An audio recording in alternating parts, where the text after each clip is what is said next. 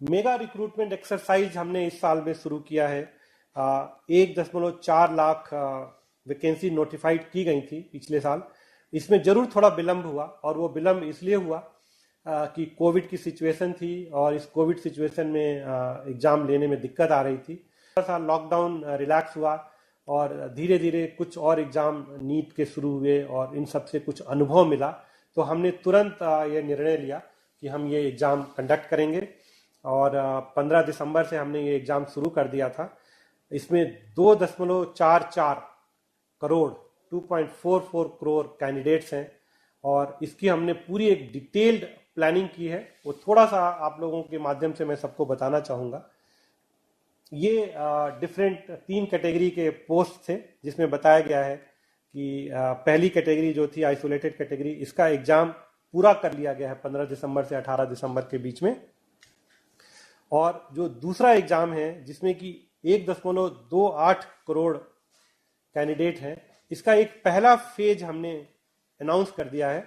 वो 28 दिसंबर से 13 जनवरी तक होगा, और उसके बाद दूसरा फेज 16 जनवरी से होगा। जो हमारा प्रैक्टिस है वो हम 10 दिन पहले अनाउंस करते हैं, तो 16 जनवरी का जो फेज है हम बल्कि 15 दिन पहले जनवरी के उसके डिटेल्स अनाउंस कर देंगे। और जो 28 दिसंबर से एग्जाम हो रहा है उसके डिटेल्स हम ऑलरेडी अनाउंस कर चुके हैं। कुछ उसकी जो मुख्य बातें थी आप लोगों के माध्यम से हम अपने कैंडिडेट्स को बताना चाहते थे।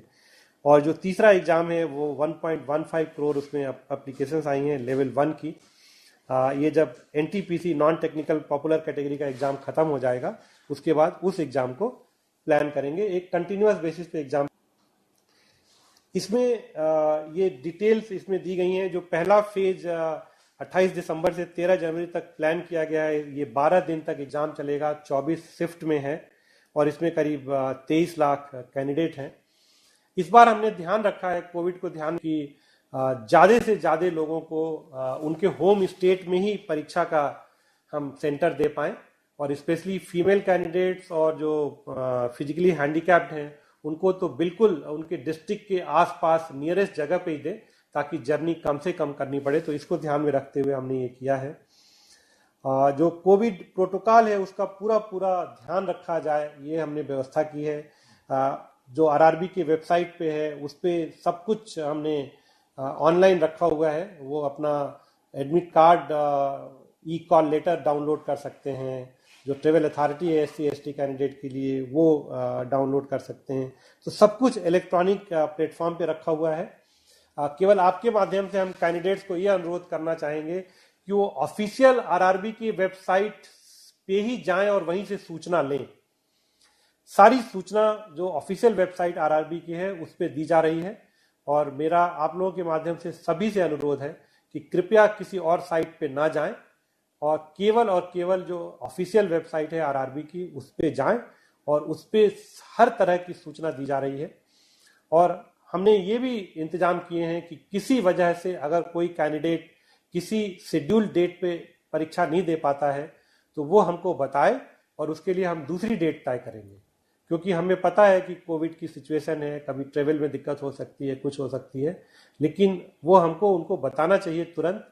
और सारे इलेक्ट्रॉनिक प्लेटफॉर्म पे कम्युनिकेशन पॉसिबल है। आरआरबी के वेबसाइट पे सारे डिटेल दिए गए हैं, और पूरी तरह से जो रेलवे ने व्यवस्था की है वो कोविड प्रोटोकॉल को देखते हुए व्यवस्था की है। अपने जो कैंडिडेट्स हैं उन सबके फैसिलिटीज को ध्यान में रखते हुए किया है, और जहां भी जरूरत पड़ेगी वहां पे हम स्पेशल ट्रेन भी चलाएंगे, और हम करेंगे कि किसी भी अभ्यर्थी को कोई किसी तरह की दिक्कत ना आए।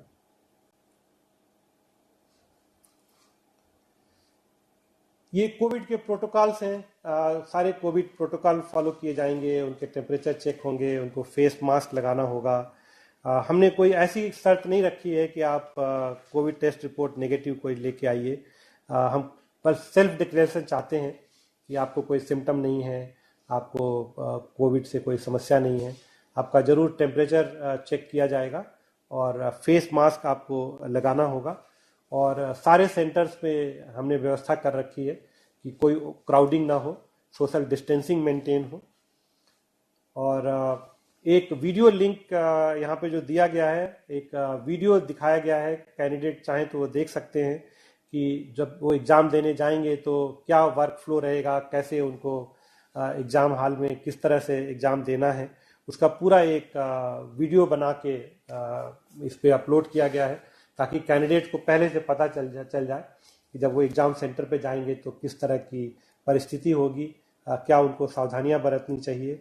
और हर तरह के वहाँ इंतजाम किए गए हैं, फ्लोर मार्कर्स लगे हुए हैं एंट्री पॉइंट पे सोशल डिस्टेंसिंग मेंटेन करने के लिए, गन्स हैं जिनसे कि ई कॉल लेटर दूर से ही चेक कर सकते हैं बिना छुए हुए, टेम्परेचर चेक एंट्री पे हो सकता है थर्मोगन से दूर से ही, उनकी फ्रिस्किंग भी होगी, वो सेल्फ यूजिंग HHD डिवाइस से होगी, दूर से ही उनकी फ्रिस्किंग की जाएगी। और उनके ई कॉल लेटर और ओरिजिनल ID प्रूफ उनको अपने साथ लेके आना चाहिए और सेल्फ डिक्लेरेशन फॉर्म लेके आना चाहिए। ई कॉल लेटर साथ में होना चाहिए, ओरिजिनल ID प्रूफ होना चाहिए और कोविड-19 का एक सेल्फ डिक्लेरेशन फॉर्म उनको लेके आना चाहिए एग्जाम सेंटर पे। उनकी जो रजिस्ट्रेशन हो रही है वो बायोमेट्रिक डिवाइस यूज करके होगा, फोटो उनकी कैप्चर होगी वहाँ पे वेब कैमरा में। कैंडिडेट की जो सीट्स है उसको कंप्यूटर बेस्ड टेस्ट शुरू होने से पहले और बाद में सैनिटाइज किया जाएगा।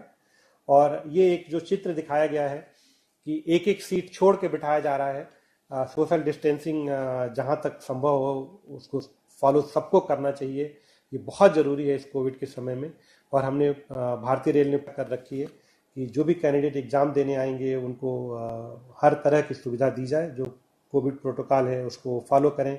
ऐसे ही उनकी एंट्री और एग्जिट में पूरा इंतजाम किया गया है कि लोग धीरे धीरे निकलें, बिना क्राउडिंग किए हुए निकलें और सोशल डिस्टेंसिंग मेंटेन करते हुए एंट्री करें, एग्ज़ाम के बाद सोशल डिस्टेंसिंग मेंटेन करते हुए एग्जिट करें। तो ये आपके माध्यम से मैं सारे कैंडिडेट से रिक्वेस्ट कर रहा था। बहुत बहुत धन्यवाद।